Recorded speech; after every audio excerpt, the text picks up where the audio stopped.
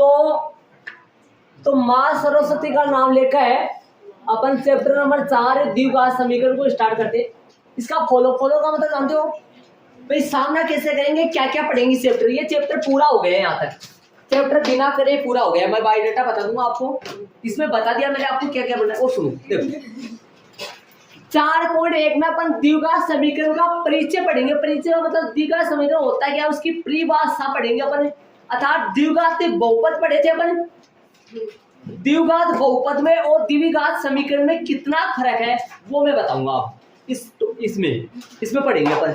कौन सी प्रश्न पढ़ेंगे, 4.1, और साथ में द्विघात समीकरण बनाना। याद करो चैप्टर 3 पढ़ के आए अपन अभी। चैप्टर 3 में आपने हिंदी में बातें दे रखी थी, उस हिंदी वाले बातें से अपन दो समीकरण बना रहे थे, याद करो।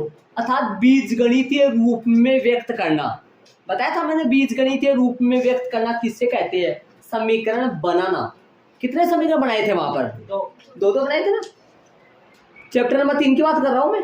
कितने समीकरण बनाए थे, दो। चर भी कितने होते थे, या तो एक ही समीकरण बनाना। मतलब हिंदी बात में हिंदी में दे देगा, कुछ बातें दे देगा, जैसे मान लो हिंदी में दे रखा था, अभी हिंदी में बात दे रखा था प्रश्न, तो लास्ट प्रश्न करे थे अपन ना।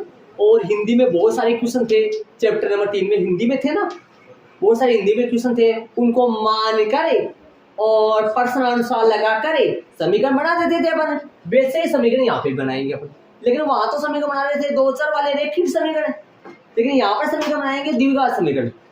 द्विघात जिसके दो घात है, चर एक हो। जैसा द्विघाती बहुपद में और द्विघाती समीकरण में कितना क्या फर्क है, ये पूरा बायोडाटा से बताऊंगा मैं आपको, ये पढ़ाऊंगा तब। मतलब ये अपन बेसिक पढ़ेंगे तब, इसका नंबर आएगा। फिर क्या पढ़ेंगे अपन, द्विघात समीकरण को हल करने की कितनी विधियां है, याद करो। द्विघात बहुपद के शून्य ज्ञात करने की विधियां भी बताया था मैंने आपको, लेकिन वहां पर एक ही विधि हुआ करती थी। सिर्फ कौन सी विधि हुआ, गुणनखंड विधि। कई बार जो आप ये से मत देखना सर आपने तो 3 तरीके बताए थे, वो गुणनखंड विधि के थे तीनों। याद करो, जब ए बी हो, बी बी हो, सी बी हो, जब तीनों हो तो टुकड़े करके, पता याद आया कुछ। जब ए और बी हो, सी नहीं हो तो कॉमन लेके करते हैं, और जब ए और सी हो तो सीधा करते हैं, याद करो। लेकिन वो सारे गुणनखंड विधि के तरीके हैं। वहां पे कौन सी विधि से शून्य ज्ञात करते थे द्विघात बहुपद में, गुणनखंड विधि से। द्विघात समीकरण को हल करने की विधियां भी कौन सी है, लेकिन इसकी एक्स्ट्रा विधि और एक श्रीधराचार्य सूत्र द्वारा। मैं बताऊंगा, इसको समझाऊंगा पूरा। मैं आपको ये बताना चाह रहा हूं कि अपन कौन सी प्रश्नावली में क्या क्या पढ़ने वाले हैं। आपकी जिस बच्चे के पास पुरानी बुक है, जो नए सत्र की बुक नहीं लाया है, पुरानी बुक जिसको मिली है या जो मार्केट से नई बुक नहीं खरीदा है, उनके पास बता दूं, उनकी 4.1 तो 4.1 की एक की है, 4.1 तो 4.1 की है उनकी। मतलब 4.1 तो कोई दिक्कत नहीं है, वही है। 4.2 भी वही है, 4.2 भी वही है। लेकिन जो 4.3 है ना, 4.3 है ना, वो पूरा हट चुका है, जिसमें है पूर्ण वर्ग विधि द्वारा। ऐसा लिखा हुआ है किताब में, झांक लो, देख लो, लिखा है ना पूर्ण। 4.2 का जहां एंड होता है, 4.2 का जहां एंड होता है और 4.3 का शुरुआत होता है, वहां पे लिखा हुआ है पूर्ण वर्ग विधि द्वारा। लिखा हुआ है कि किताब में ये पूर्ण वर्ग विधि, पूर्ण वर्ग बनाकर इसे ये लिखा हुआ है ना, जो ये है ना पूरा हट चुका है। ये तो नहीं है, पुरानी देखिए मैं बता देता हूँ उसमें आपकी सुनना। ये 4.2 तक तो यहाँ तक तो है, यहाँ तक तो आपको पढ़ना ही है। लेकिन ये जो 4.3 में नीचे लिखा हुआ है, आप पेज नंबर 85 पे द्विघात समीकरण का पूर्ण वर्ग बनाकर हल, ये पूरा हट चुका है, ये पूरा हट चुका है। ये नहीं पढ़ेंगे अपन, ये सब नहीं पढ़ेंगे पूर्ण वर्ग, ये नहीं पढ़ेंगे अपन, ये नहीं पढ़ेंगे। उदाहरण 9, 10 ये नहीं पढ़ेंगे अपन, ये 11 भी नहीं पढ़ेंगे, ये 14 उदाहरण, 15 उदाहरण नहीं पढ़ेंगे। 4.3 पूरा हट चुका है, ये नहीं पढ़ेंगे अपन। यहां से मूलों की प्रकृति ऐसा लिखा हुआ है, यहां से पढ़ेंगे अपन। याद करो चैप्टर 3 में भी मूलों, वहां पर भी हलों की ना बोलोगे तो वहां पर भी सिर्फ ये समीकरण युग्म का हलों की प्रकृति बोलते थे, वहां पे भी था और यहाँ पे भी है। क्या फर्क है दोनों में वो बताऊंगा मैं आपको, लेकिन यहां से चालू अपना ये पढ़ेंगे। तो 4.3 का एग्जाम्पल और 4.3 का पूरे क्वेश्चन हट चुके हैं। जो आपकी पुरानी वाली बुक में जो 4.4 है वो 4.3 है। यहाँ पुरानी वाली बुक में जो 4.4 है इसके क्या लगाओगे आप? 4.3। ठीक है, ये ध्यान रखना आप। तो चैप्टर है, बिना चैप्टर पढ़ाए आपको ये पता लग गया होगा इससे अपन क्या क्या पढ़ने वाले हैं, कितनी एक्सरसाइज पढ़ेंगे और कौन कौन सी एक्सरसाइज में, या हिंदी में बोलूं तो कौन कौन सी प्रश्नावली में अपन क्या क्या पढ़ने वाले हैं। बोलो 4.1 में क्या पढ़ेंगे? द्विघात समीकरण की परिभाषा, द्विघात समीकरण बनाना सीखेंगे। 4.2 में 4.3 में दोनों में क्या निकालना सीखेंगे? हल निकालना। लेकिन 2 में तो विधि गुणनखंड, 4.3 में विधि जी। और ये तरीका है कैसे करना है, क्या करना है वो मैं बताऊंगा। तो अभी स्टार्ट कर रहा हूं मैं प्रश्नावली 4 पूरे चैप्टर का एक साथ ही शायद बेसिक हो जाएगा, उसका सूत्र लिखना है सिर्फ। हाँ, सारा कर दूंगा एक साथ। तो पूरे जैसे मैंने चैप्टर नंबर 3 का पूरा बेसिक एक साथ करवाया था, वैसे ही इसका भी पूरा बेसिक एक साथ चैप्टर नंबर 2 के साथ, 2 का भी कराऊंगा, साथ में जोड़ूंगा उनको। चले, ये ऐड कर लिया, हटा दो उनको। फॉलो लिखवाया ना, उसके जस्ट नीचे से चालू कर लो। हाँ, तो पहली परिभाषा है द्विघात समीकरण। हेडिंग लगा लो, द्विघात समीकरण किसे कहते हैं, क्या फर्क है, कितना क्या फर्क है, ये मैं पूरा बताऊंगा। द्विघात ऐसा समीकरण जिसमें स्थित चर अक्ष, जरूरी चर अक्ष ही आए, लेकिन ज्यादातर, याद करो चैप्टर 2 में बताया था मैंने, ज्यादातर अक्ष चैप्टर 2 में बताया था, वाई नहीं चैप्टर 2 में अक्ष, ज्यादातर अक्ष। यू भी चलता था, याद करो, यू का भी समीकरण चलता था, लेकिन 2 चर नहीं चलते थे चैप्टर 2 में। चैप्टर 2 में था द्विघाती बहुपद, तो 2 चर थोड़ी होते थे, चर तो एक ही हुआ करता था। लेकिन चैप्टर 3 आप बीच में पढ़ के आए हो, इसलिए आपको थोड़ा सा गुल रहा है। वहां पे द्विघाती नहीं हुआ करता था, वहां पर तो रेखिक बहुपद था। रेखिक का मतलब घात कितनी हुआ करती थी? 1। और चर कितने थे वहां पे? 2। चर 2 थे, और 2 चर वाले रेखिक समीकरण युग्म थे, अर्थात 2 चर के 2 समीकरण चला करते थे वहां। और घात कितनी थी उन दोनों चरों की? 1-1। लेकिन चैप्टर 2 में क्या था?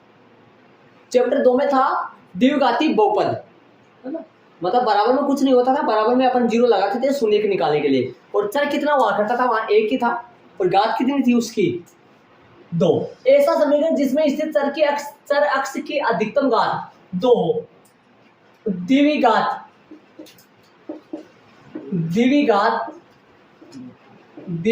समीकरण कहलाता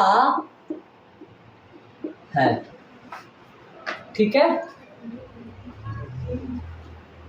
द्विघात समीकरण का व्यापक रूप, द्विघात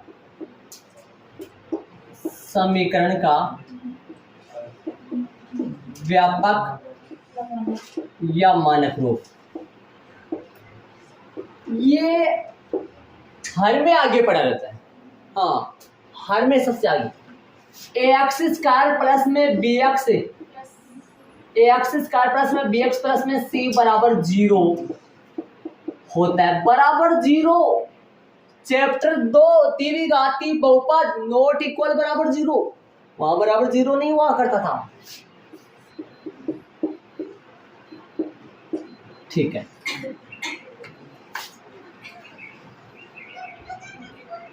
लाइन खींच के लिख पाओगे, और लिखना है, नहीं खींच सकते,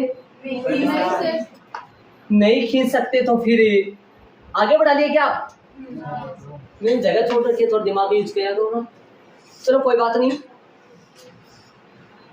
अब तो ले लो इधर, समझ रहे मैं क्या कर रहा हूं? अब तो इधर ले लिया, थोड़ा थोड़ा आप तो लेते जाओ इधर। तो एक में कर रहे हो आप, मैंने जगह छोड़ रखी है ना। चैप्टर 2 का पूरा हिसाब किताब लगा था मैं यहाँ, नहीं तो मैंने जगह छोड़ रखी है। मैं सोच रहा हूँ क्या बता आप लिख इधर मैं चैप्टर 2 के बारे में लिखाऊंगा।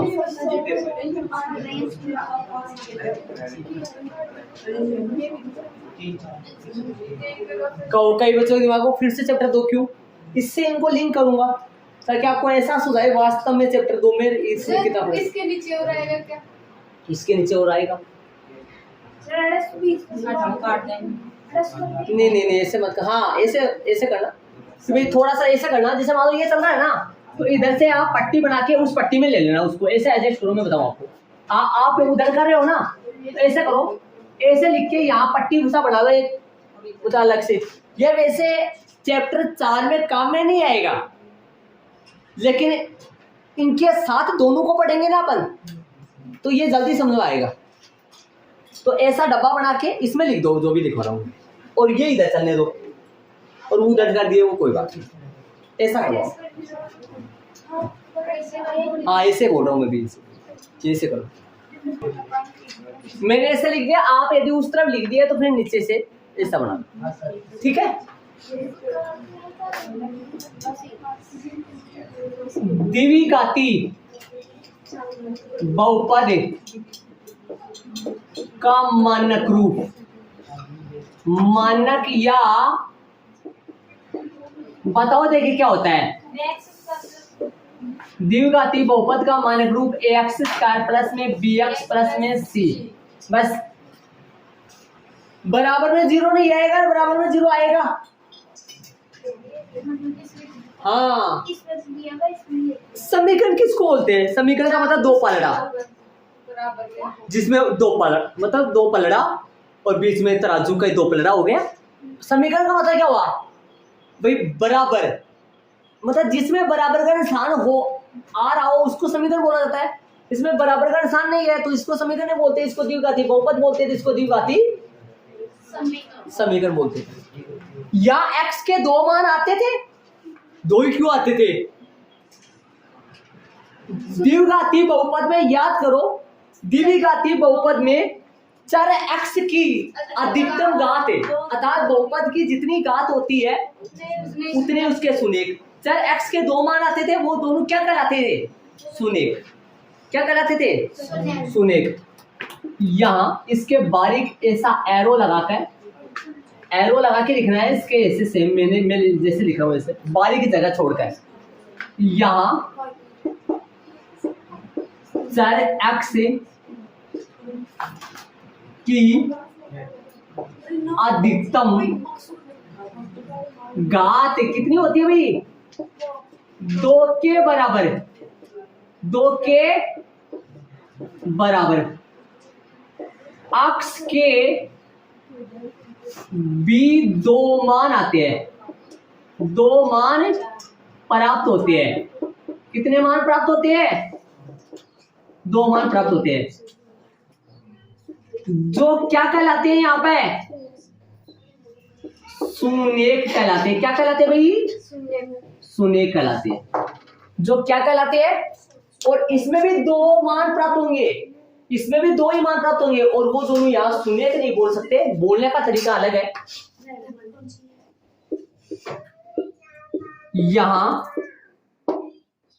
यहां भी चर x के दो, चर x की अधिकतम घात के बराबर, चर x की अधिकतम घात कितनी है भैया? इसमें भी अधिकतम घात है 2 के बराबर। किसके बराबर भाई? 2 के बराबर। x के भी 2 मान प्राप्त होते हैं। कितने मान प्राप्त होते हैं? 2 मान प्राप्त होते हैं,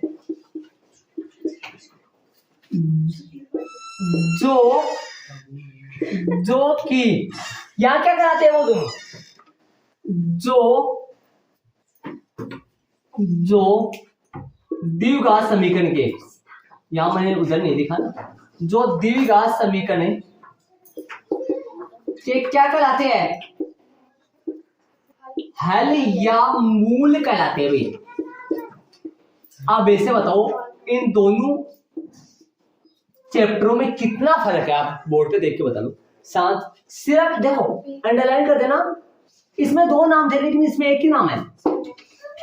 याद करो 2.2 में जो अक्स के मान निकाला करते थे अपन, कितने मान आते थे याद करो 2, और वो 2 मान वहां क्या कहलाते थे, शून्य। या चर x की अधिकतम घात 2 के बराबर x के भी 2 मान प्राप्त होते चर x के भी 2 मान प्राप्त होते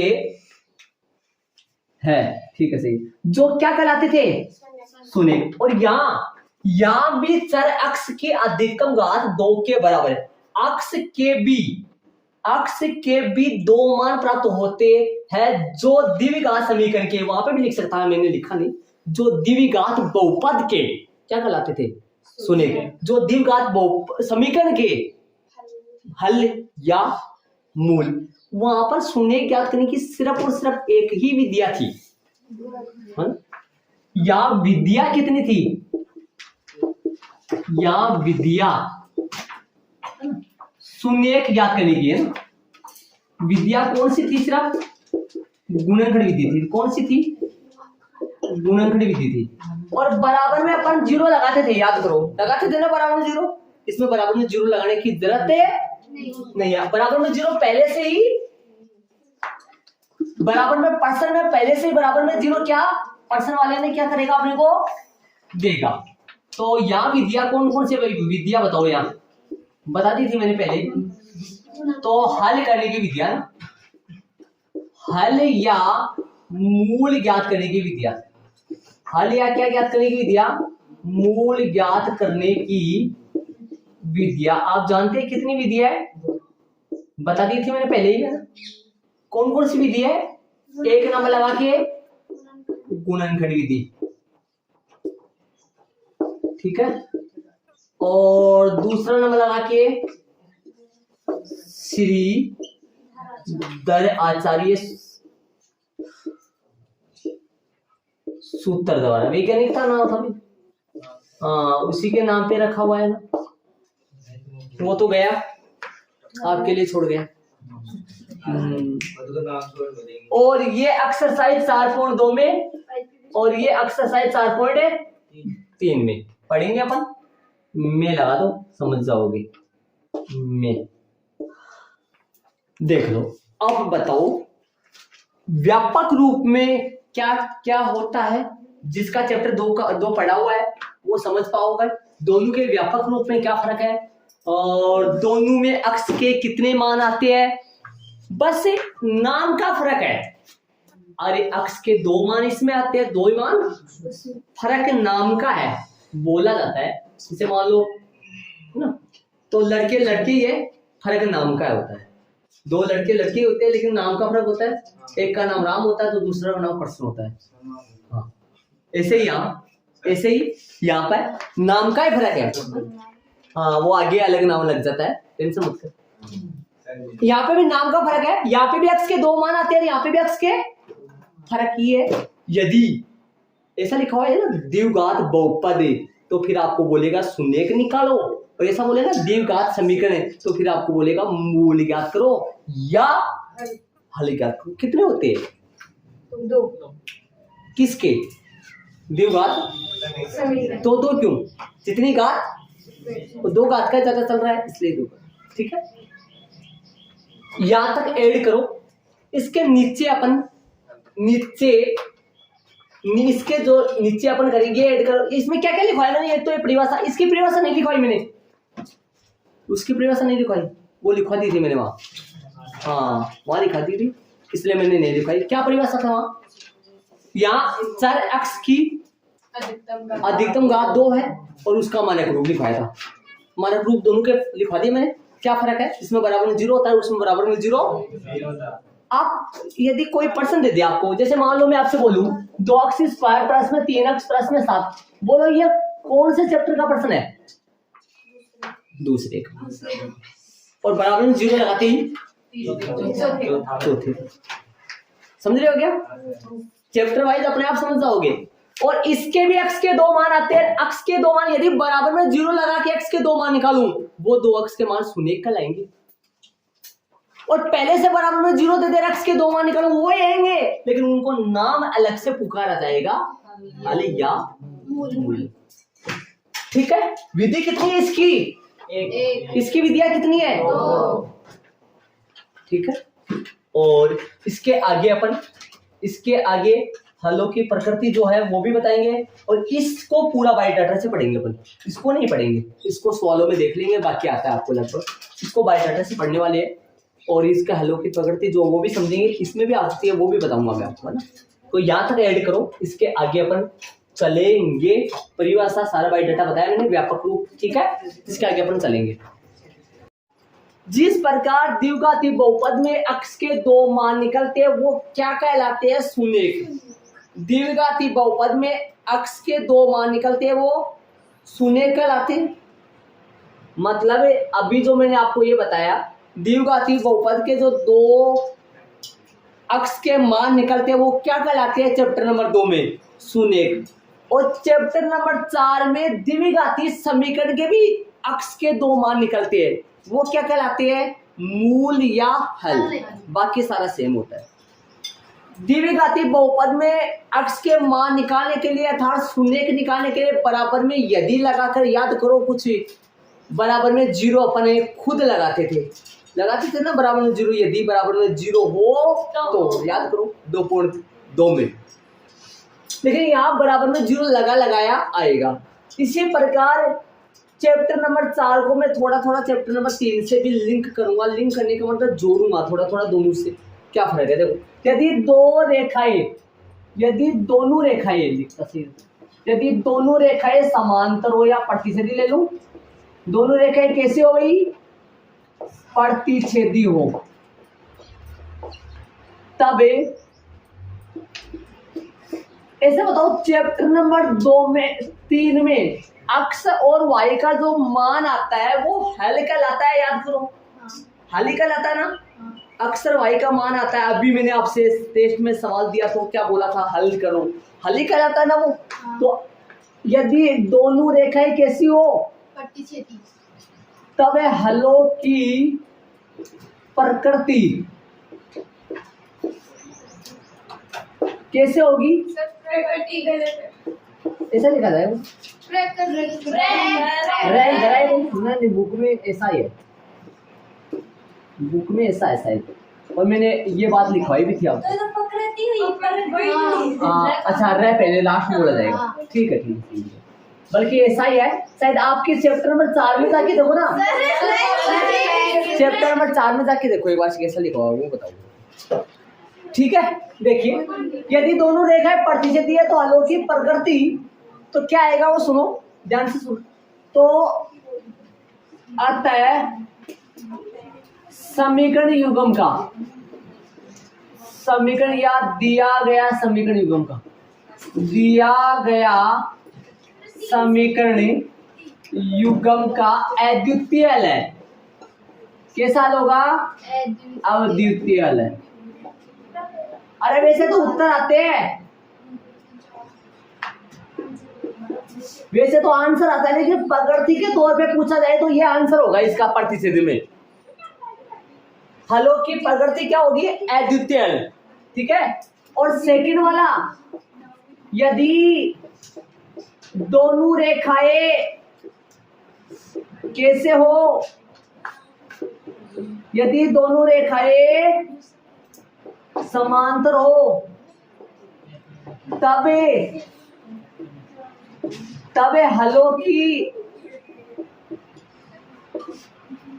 हलों की प्रकृति बताओ क्या आएगा? अतः दिया गया समी युग्म का क्या आएगा? समांतर में कोई हल नहीं है। कोई से लेकर हल नहीं तक अंडरलाइन है, और इसमें अद्वितीय हल के अंडरलाइन है। तीसरा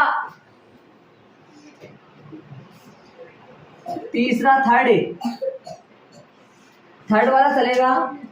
थर्ड वाले में देखिए,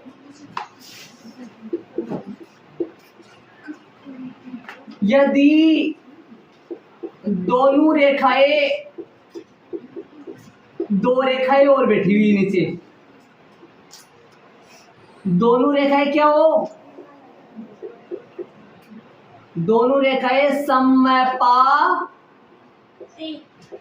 हो तब हेलो की प्रकृति, ये क्या बोला जाता है, प्रकृति प्रकृति प्रकृति ऐसे हो जाता है कुछ। हाँ ये तो बता में क्या बोला जाता है,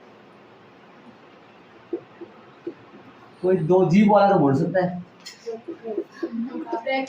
अतः दिया गया समीकरण युग्म का कैसा भाई, अपरिमित रूप से अनेक है। अपरिमित रूप से अनेक हले है, अंडरलाइन अपरिमित रूप से अनेक हल के, अपरिमित रूप से अनेक हल के अंडरलाइन। देखो चैप्टर नंबर 3 का ये प्रकृति है हलों की। चैप्टर नंबर तो चल रहा है 4 का,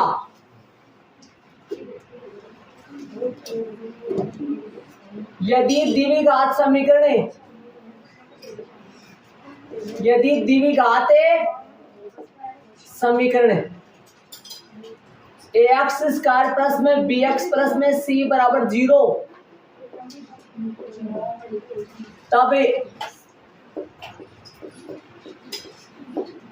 तब हल या क्या भाई, इसमें हल ही बोल सकते हैं, मूल नहीं बोल सकते। याद करो चैप्टर नंबर 2 में x के दो मान आते थे, क्या कहलाते थे, शून्य। याद करो चैप्टर नंबर 3 में x और y का एक एक मान आता था, क्या कहलाता था, हल। याद करो चैप्टर नंबर 4 में x के दो मान आएंगे, क्या कहलाएंगे, हल या मूल, हल या 5 समांतर श्रेणी चैप्टर है। छठा अलग से चलेगा, छठा चैप्टर पढ़ने के संबंधित है, त्रिभुज का चैप्टर है। 7वां त्रिकोणमिति साइन कोस इंग्लिश पढ़ेंगे। जी अटक गया थोड़ी सी, त्रिकोणमिति कौन कहता है, 8 का है क्या, 7 का वो निर्देशांक ज्यामिति है। चलिए हल या मूल, तो सूत्र लिखिए, द्विघाती सूत्र है, कौन सा सूत्र भाई, द्विघाती सूत्र या श्री दर आचार्य, जय हो आचार्य बाबा की जय हो। देख तो क्या हो रहा है इनके, ये तो फटाफट बोल, द्विघाती सूत्र या श्री दर आचार्य सूत्र कौन सा आएगा, x बराबर है माइनस का b प्लस माइनस ए रूट के अंदर d बटा में 2a,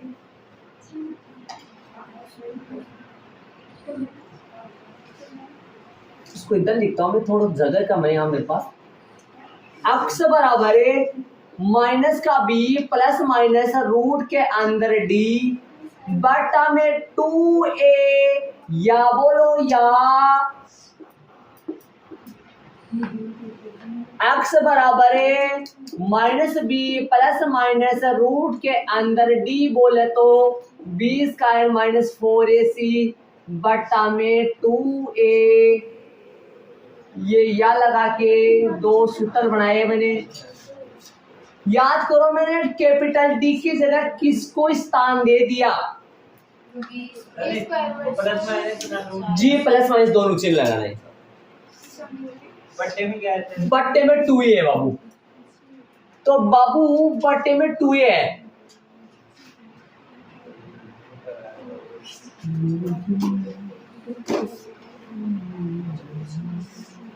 हाँ भाई ओके।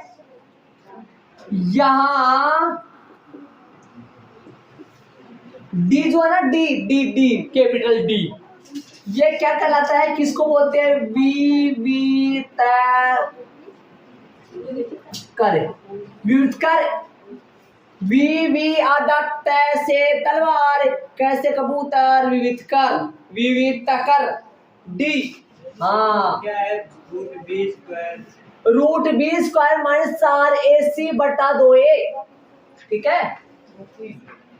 इंग्लिश में इसको बोलते हैं डिस्क्राइमेंट, आप अपनी कॉपी में किताब में उठा के देख लो, DISCRIMANT आएगा कि ये मीनिंग थोड़ा सा देख लेना डिस्क्राइमेंट की, आपकी किताब में लिखा हुआ है। इसका पहला अक्षर कौन है,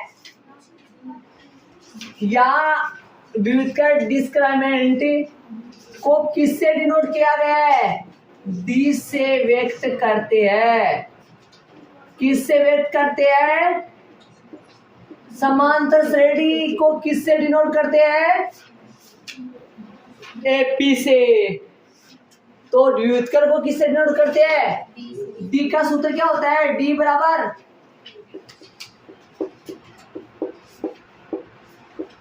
विविधकर। क्या होता है सीधी विविधकर, बताऊंगा गलत है, सर गलत है। मीनिंग MANANT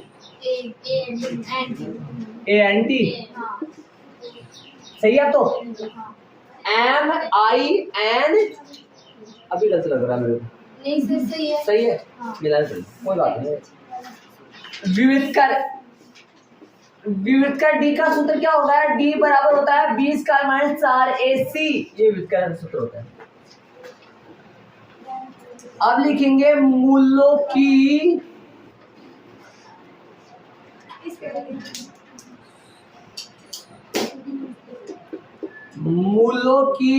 प्रकृति। सुनो, एक नंबर पे फर्स्ट नंबर लगा देता हूं। यदि B²-4AC, यदि डी का सूत्र क्या होता है, B²-4AC, यदि डी छोटा हो 0 से, बड़ा लगा दो पहले। यदि डी बड़ा हो 0 से, डी मतलब B²-4AC, डी यदि 0 से बड़ा हो,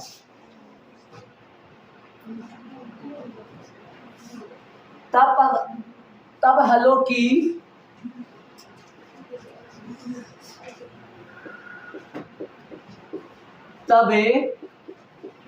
मूलों की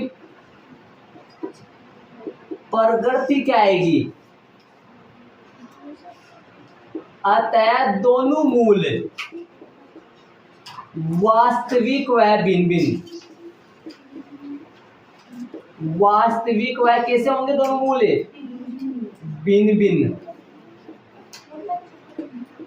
मैं समझाऊंगा पूरा, एक बार ऐड कर लो। सेकंड वाला, दोनों मूल वास्तविक व भिन्न भिन्न लिखा है मैंने, सेकंड वाला ले रहे,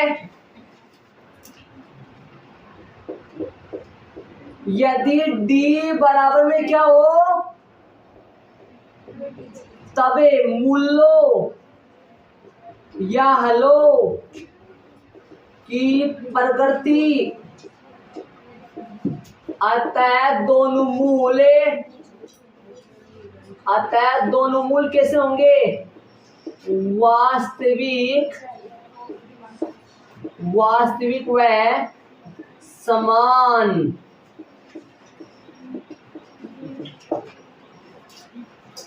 एक लास्ट का स्टेप और बचा है, थर्ड वाला बच रहा है। यदि D<0 तबे मूलों की प्रकृति, अतः दोनों मूल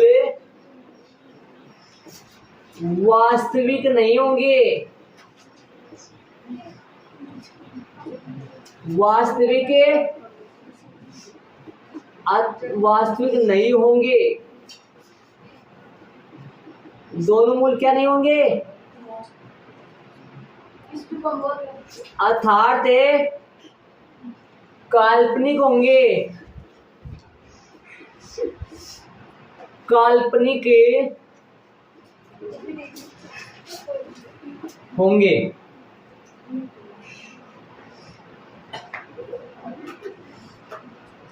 ये चैप्टर नंबर 3 का हलों की प्रकृति है और चैप्टर नंबर 4 का मूलों की प्रकृति। यहाँ हलों की प्रकृति भी बोला जा सकता है क्योंकि मूल बोलो चाहे से हल बोलो, इसलिए आपके गुमराह नहीं होंगे। अब आप चैप्टर नंबर 3 में भी प्रकृतियां चलती है और चैप्टर नंबर 4 में भी चलती है। बाबू ऐड करो, बारीकी से समझाएंगे। शांत तो भाई धर्मेंद्र बोर्ड पे देखेगा भाई कौन है, चलो कोई बात नहीं, कोई भी देखो मान लो सब। श्रीधर आचार्य सूत्र से द्विघात समीकरण का हल या मूल ज्ञात करना। याद करो मैं 4.3 में गया, 4.2 मैंने छोड़ दिया। 4.2 में मैंने आपको बताया था गुणनखंड विधि, जिसके बारे में बताना कोई ज्यादा है नहीं, उस सवाल में पता लग जाएगा अपने को। मतलब द्विघात समीकरण के हल या मूल निकालना। हल या मूल किसको बोलते हैं? अक्ष के 2 मान आएंगे, जितनी घात उतने ही अक्ष के मान, अक्ष के कितने मान आएंगे 2, वो क्या कहलाते हैं द्विघात समीकरण में? मूल या हल। और वही 2 मान द्विघाती बहुपद में क्या कहलाते थे? शून्य। तो वहां शून्य निकालने की एक ही विधि थी, गुणनखंड विधि, लेकिन यहाँ मूल या हल निकालने की कितनी विधियां है? 2 विधियां। कितनी विधियां? एक और थी वो आपके हट गया है। तो 2 विधियां कौन कौन सी मैंने बताया था आपको, कौन कौन सी थी? गुणनखंड विधि जो कि 4.2 में था, और 4.3 में कौन सी विधि थी? श्रीधराचार्य सूत्र द्वारा, या जिसका दूसरा नाम शॉर्ट तरीके से द्विघाती सूत्र। श्रीधराचार्य सूत्र का दूसरा नाम द्विघाती सूत्र, द्विघाती सूत्र। चलिए पहले तो इस सूत्र को समझो यहां तक। यदि द्विघात समीकरण ये आएगा, ये याद करो क्या है द्विघाती समीकरण का मानक है या व्यापक रूप बराबर में 0, तब हल या द्विघाती सूत्र या श्रीधराचार्य सूत्र है से। इस सूत्र से मतलब ये नहीं लगा। तो बताओ x बराबर है, x बराबर क्या फर्क है दोनों सूत्रों में? दोनों सेम ही है। मैंने कुछ नहीं किया, d का मान रख दिया। ये सूत्र भी लगा सकते हैं, चाहे से ये सूत्र लगा दो। d का चाहे सूत्र में d लिख दो, चाहे ये लिख दो। d कैपिटल, ये d मत लिख देना यहाँ d ये नहीं चलेगा, कभी भी गलत हो जाएगा d लिखना। क्यों? क्योंकि संकेत कैपिटल D का है, इसलिए ये d अपना चलता था। याद करो, जो बच्चा चैप्टर 5 पढ़ लिया उसको पता है सार्वंतर। तो अगले ने ये बनाया है, ये यहाँ लिखने के लिए बोला तो ये लिख सकते अपन, ऐसा नहीं वो d लिख सकते ना। सार्वंतर में कैपिटल D नहीं चलता, वह स्मॉल d चलता है। यहाँ पर कैपिटल D चलता है, स्मॉल d नहीं चलता है। चाहे ये सूत्र लगाओ चाहे ये सूत्र लगाओ, दोनों सेम ही है। x बराबर -p plus minus root d बटा में 2a, x बराबर -p प्लस माइनस रूट 20 का माइनस 4ac बटा में 2a। हाँ बताओ ये क्या है? यहाँ विविध कर डिस्क्रिमिनेंट को d से व्यक्त करते हैं। विविध कर d बराबर क्या होता है? 20 का माइनस 4ac। अब मेरी बात सुना, आपने ये शब्द पढ़ा है, कहीं नहीं कहीं पढ़ा है, तो मेरे को आप बताओ, यदि आप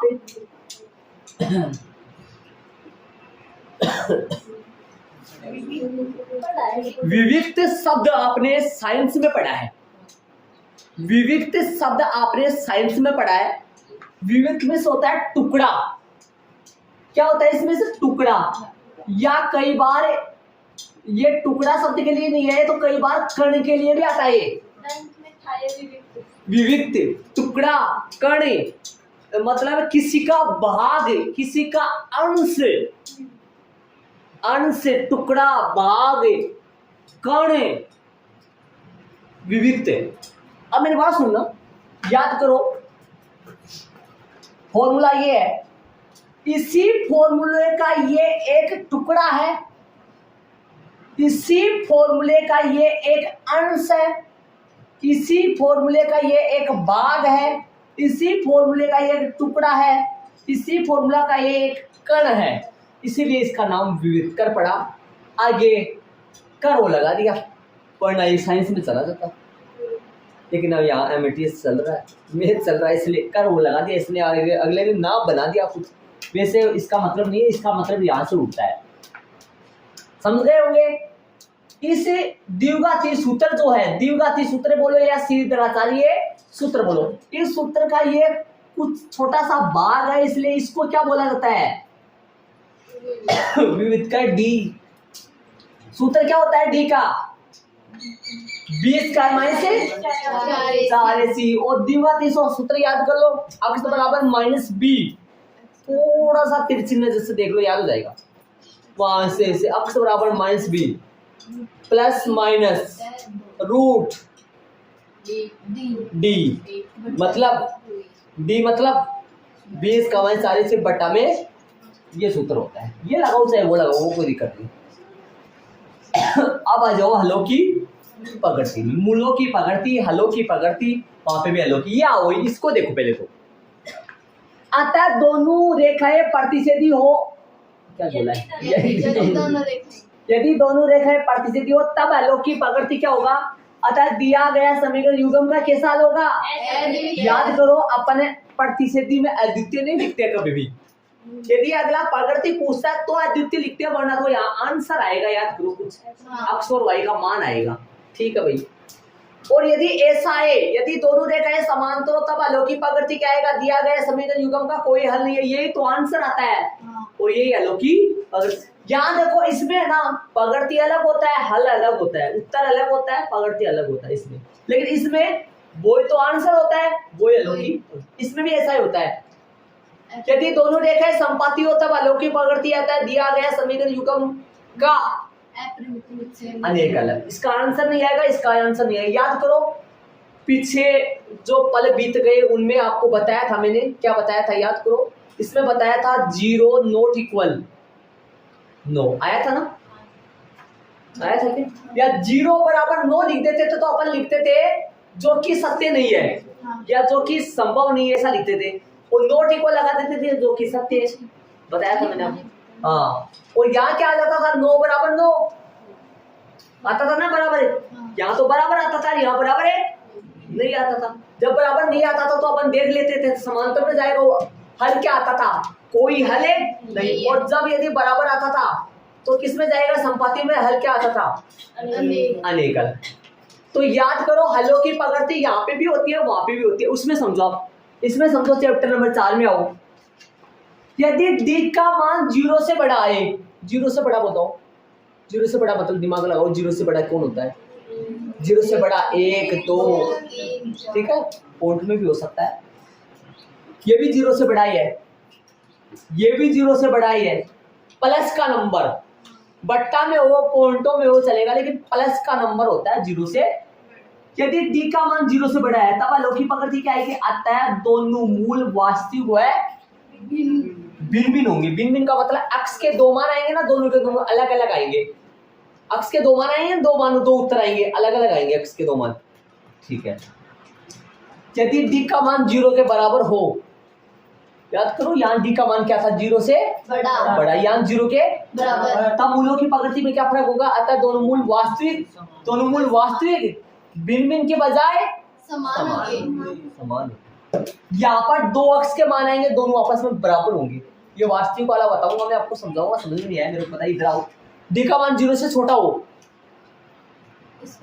माइनस का बट्टा में भी आ सकता है, पॉइंटों में आ सकता है, लेकिन माइनस का 0 से छोटा माइनस का होता है ऋणात्मक। दोनों मूल वास्तविक नहीं होंगे, या फिर ऐसे बोल सकते हो दोनों मूल काल्पनिक होंगे। काल्पनिक का मतलब रूट के अंदर माइनस की संख्या, इसको काल्पनिक बोला जाता है। रूट के अंदर माइनस की संख्या आ जाए ना, इसको काल्पनिक बोला जाता है। और यदि ये कंडीशन आएगी ना तो आंसर नहीं निकलेगा, अर्थात मूल नहीं निकलेंगे, ये लाइन ही आंसर होगा। जैसे यहाँ पर ये लाइन आंसर होता है इन दोनों कंडीशनों में, याद करो, इन दोनों कंडीशनों में ये लाइन ही आंसर होता है, उत्तर नहीं आते। लेकिन यहाँ पर इन दो में तो आंसर आएंगे, लेकिन इसमें आंसर ये लाइन ही होगा, मूल नहीं निकलेंगे, उत्तर ये लाइन ही होगा, उत्तर नहीं निकाल पाएंगे। निकालेंगे कक्षा 11 में निकालेंगे, कक्षा 11 में निकालेंगे इसको आगे से लेकर ये निकलेगा। वास्तविक का मतलब है रूट के अंदर माइनस की संख्या नहीं आनी चाहिए। वास्तविक होगा अर्थात रूट के अंदर माइनस की संख्या नहीं आएगा। और भिन्न भिन्न का मतलब दोनों अलग अलग आएंगे। दो आएंगे क्या? ये तो पता है ना, दो आएंगे। किन के मान? एक्स के, वाई के, एक्स के। और यहाँ पे भी दो आते हैं, किन के मान? एक तो अक्ष का, एक दोनों मूल वास्तविक व समान। बराबर में 0 आएगा तो वास्तविक व समान, 0 से बड़ा आया तो वास्तविक है भिन्न और 0 से छोटा आया तो बार बार करेंगे तो याद हो जाएगा। बहुत सारे सॉल्व करेंगे। 4.3 का मसला है, 4.3 में यूज करेंगे। ठीक है, तो बेसिक अपना ताम जाम खत्म हो गया अपना चैप्टर नंबर 4.4 पूरे चैप्टर 4 का एक्सरसाइज 4.1, एक्सरसाइज 4.2 और एक्सरसाइज 4.3। 4.2 में गुणनखंड विधि है, मूल निकालने की कौन सी विधि है? गुणनखंड विधि है। कौन सी विधि है? उनके बारे में मैंने कुछ नहीं बताया, सवाल में बता दूंगा मैं आपको। ठीक है, तो ये क्या है, बेसिक कंप्लीट हो गया। यहाँ तक आपको नोटबुक ऐड करना, इसके नीचे से एग्जाम्पल चलाने हैं जो कि अपन कल चलाएंगे। ओके।